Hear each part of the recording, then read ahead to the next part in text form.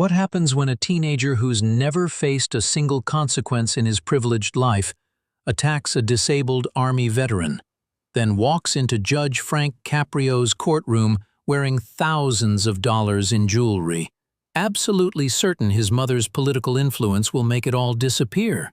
This young man treated the entire proceeding like an annoying appointment, rolling his eyes at the victim and checking his designer watch, as if justice was beneath him. But when Judge Caprio exposed that the boy's own mother was watching everything from the shadows and asked her to make an impossible choice between motherly protection and moral courage, what unfolded became one of the most transformative moments in courtroom history. Malik Johnson sat there with supreme confidence, telling anyone who would listen, "My mom's councilwoman Denise Johnson. I'm sure you know who she is. She'll make some calls." The courtroom buzzed with disgust. But hidden in the back row sat the very woman he was counting on. And she'd come not to rescue him, but to witness the truth about who her son had become. And the decision she made in that moment would devastate him, test her own heart to breaking, and ultimately become the beginning of his redemption. Before we explore this powerful journey, if you believe in second chances earned through accountability and in the power of real consequences to change lives, hit that subscribe button now. This story is already spreading like wildfire, and you need to see how it ends. Let me show you how we got here. Malik Johnson had always lived in a world where consequences were optional. His mother, Councilwoman Denise Johnson, had worked tirelessly to build a successful political career, fighting for her community and earning respect through decades of service. But in her fierce determination to give Malik the life she never had, she'd unknowingly created something dangerous.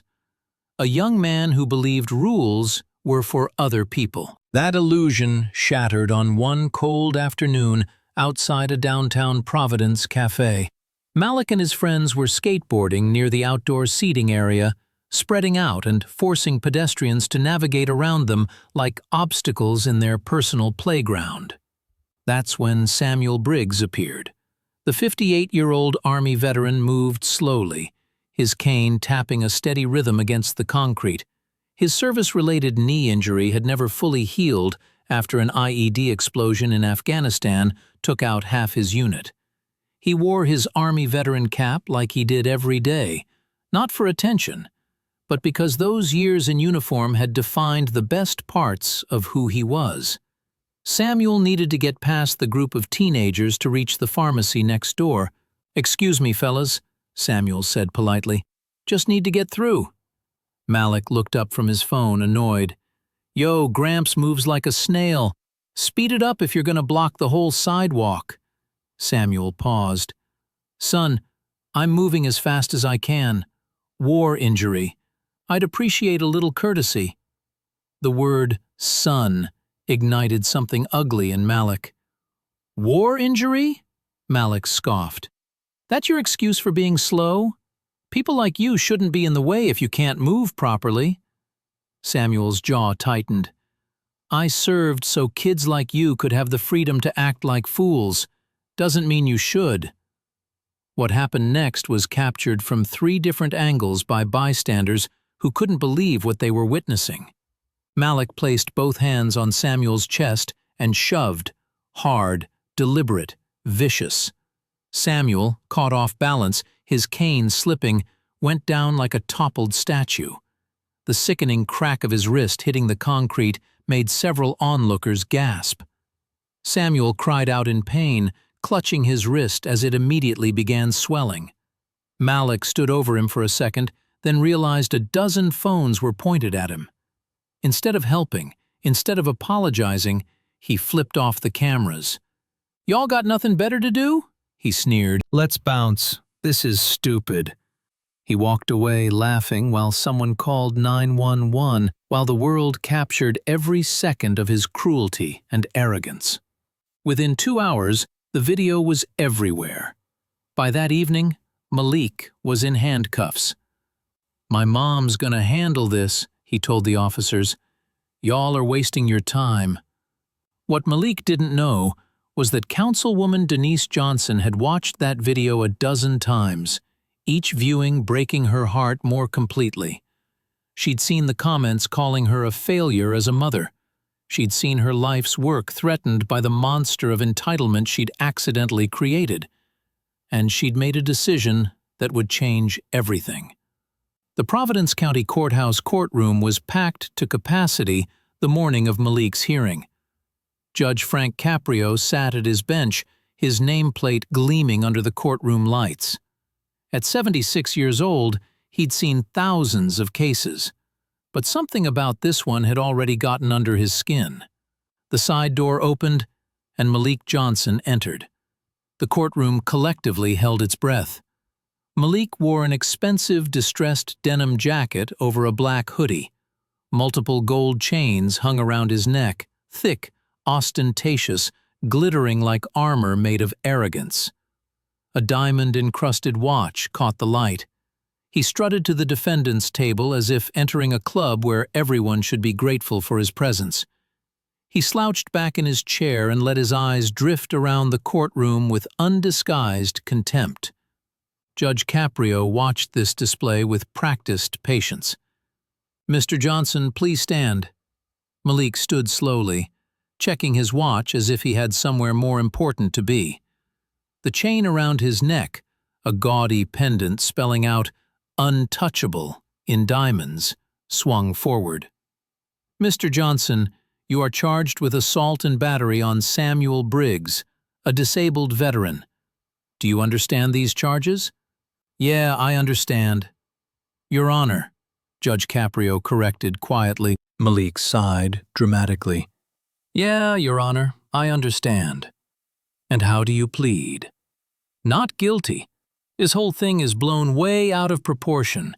It's ridiculous that we're even here." The courtroom erupted in whispers. Judge Caprio's gavel came down once, firmly. The prosecution presented the viral video. The courtroom's screens flickered to life, and suddenly everyone was watching Samuel Briggs moving carefully with his cane, the teenagers spread across the sidewalk, Malik's mocking words, and then the shove, both hands hitting Samuel's chest with deliberate force. The veteran's fall, the crack of his wrist, his cry of pain. Then Malik's face filling the frame, middle fingers up, laughing, walking away. The video ended. The silence was absolute. "Mr. Johnson," Judge Caprio said quietly, "do you have any response?" Malik looked up, almost bored. "Look, accidents happen. He was in the way. I barely touched him." The gallery erupted. Judge Caprio's gavel came down 3 times. "Mr. Johnson, the video shows you deliberately pushing Mr. Briggs. Do you feel any remorse for what you did?" Malik's answer would shock them all. "Honestly, people exaggerate everything nowadays. My mom's people are handling this anyway. My mother's Councilwoman Denise Johnson. I'm sure you know who she is, Your Honor. She'll make some calls. We can all move on and stop wasting everyone's time." The courtroom became a vacuum. No one breathed. In the back row, hidden between 2 spectators, Councilwoman Denise Johnson sat with tears streaming silently down her face. She'd heard every word, and she knew what was about to happen would either save him or destroy their relationship. But she'd already made her choice. Judge Caprio's eyes had found her the moment she entered. She'd called him 2 days ago, asking for a private conversation. She'd explained the years of shielding Malik, the growing arrogance, the fear that she was losing him. She'd asked for something extraordinary, to witness her son's reckoning without him knowing, and then force her to make the hardest choice of her life in front of everyone. Judge Caprio had agreed.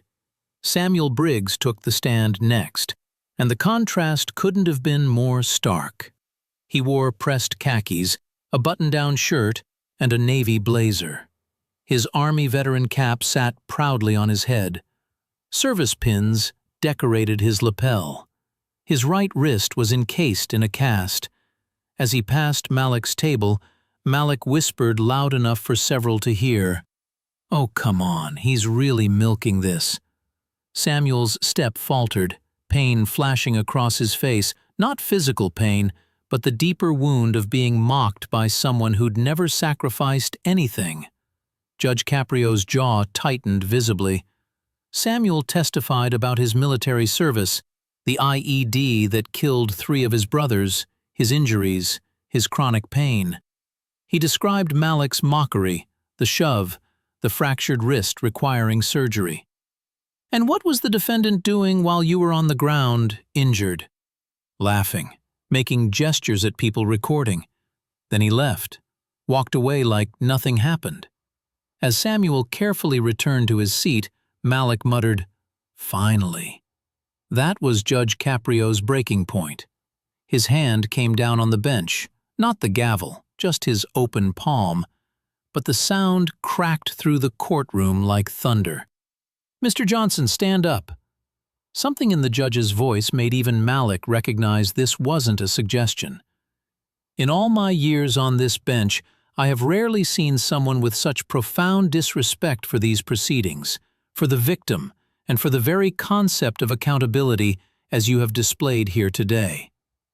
Judge Caprio paused, scanning the courtroom, landing briefly on the back row where Denise Johnson sat.